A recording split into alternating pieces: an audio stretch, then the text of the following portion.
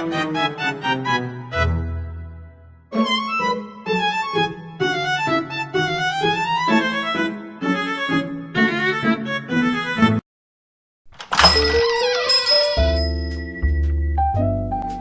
like a beat of that chocolate, please. A beet cake? We don't serve vegetable cakes here, dear. No, a bead like a small piece. Let me try. And can we get a bag for that cake? You hurt your back? Here, this should help. I mean, BAG, things to carry something. Well, you two need to speak more clearly. We need the expert. Hi guys, how is it going? It's a disaster. We just tried to buy cake and ended up with a beet cake and back brace instead. The classic café catastrophe. Don't panic guys, you're just hitting the wall between phonetics and phonology. We keep hearing those words. Please help us understand it. But don't worry, we, Maulida Pemantau Magabi, Dalila Ramadhani, Siti Krismasofiana, will explain everything to you clearly. Alright everyone, let's solve the café disaster scientifically. Alex meant to say beat, but the clerk heard beat.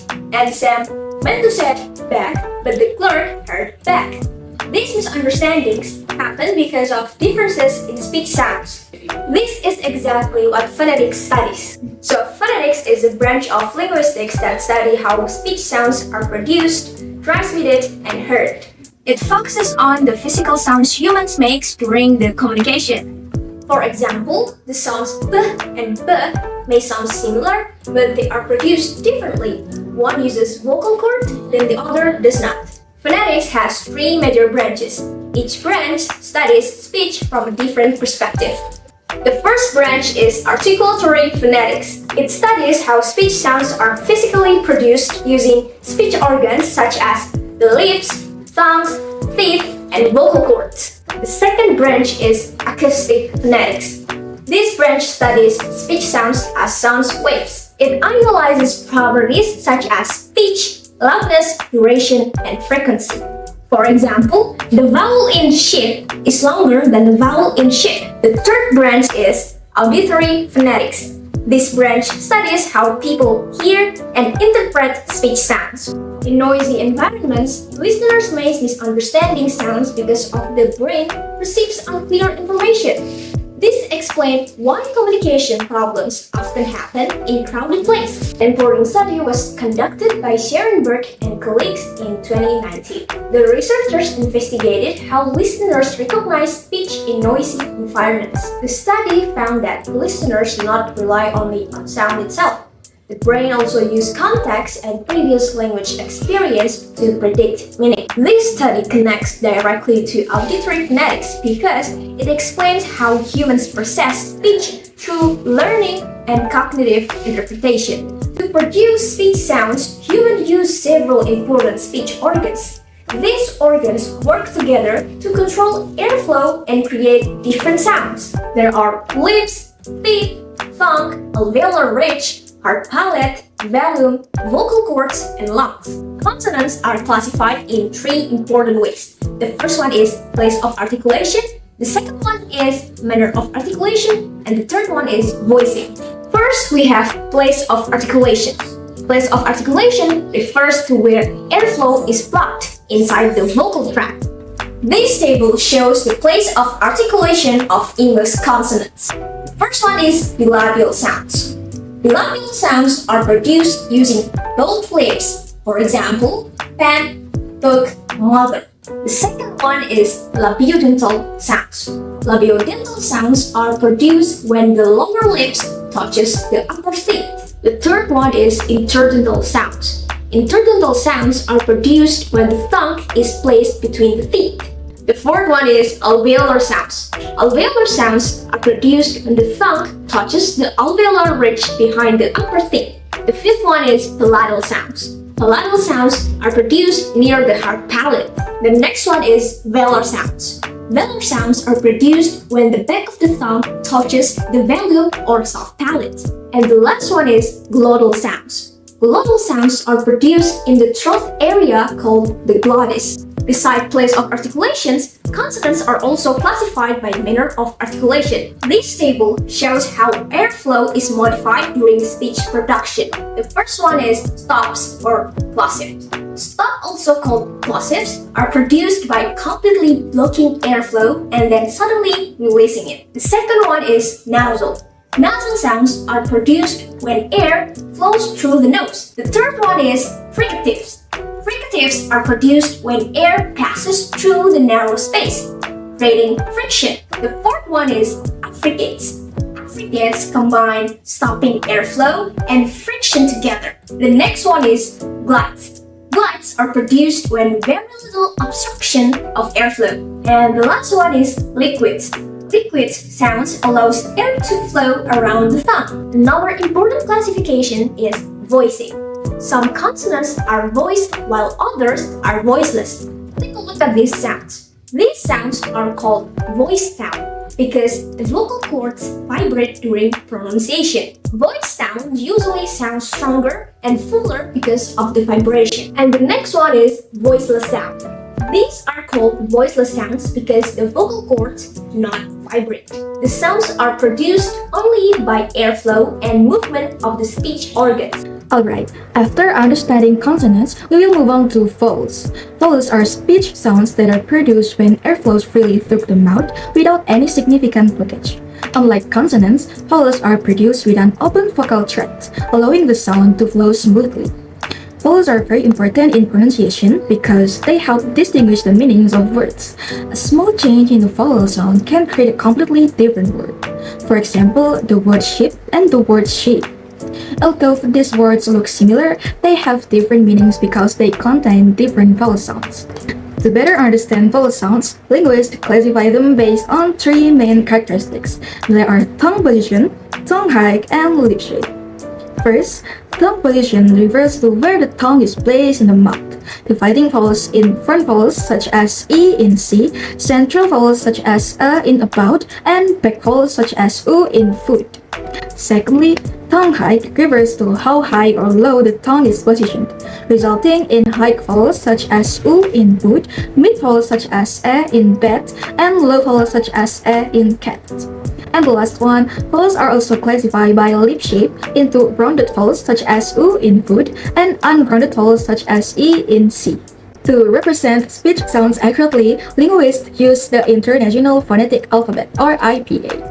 IPA is a system of symbols used to represent the sounds of spoken language. Each symbol represents a specific sound, making pronunciation more accurate and consistent. IPA is useful because English spelling and pronunciation do not always match. By using IPA, learners can understand how words should be pronounced. For example, the word cat is written as cat, and sheep is written as sheep in IPA. The study of how sounds function in a language is called phonology. Phonology focuses on how sounds are organized and used to create differences in meaning. It helps us understand why changing one sound can change the meaning of a word. Phonology is different from phonetics. Phonetics studies how speech sounds are physically produced and heard, while phonology studies how those sounds function within a language. For example, phonetics examines how the sounds b and b are produced, while phonology explains why changing b in bed to b creates a different word that is bad. One of the most important concepts in phonology is the phoneme. A phoneme is the smallest unit of sound that can change the meaning of a word. Understanding phonemes helps us recognize how sounds create differences in meaning. For example, the words bed and pet differently in the sound b and p because changing the sounds change the meaning. So b and p are different phonemes. Another important concept is the allophone. An allophone is a different pronunciation of the same phoneme that does not change the meaning of a word. Allophones help explain why a sound can be pronounced in slightly different ways while still being understood as the same sound. For example, the p sound in pin is pronounced with a stronger puff of air than the p sound in spin. Although they sound slightly different, English speakers still recognize them as the same phoneme. Minimal pairs are pairs of words that differ by only one sound but have different meanings. They are useful for showing how a small difference in sound can change the meaning of a word.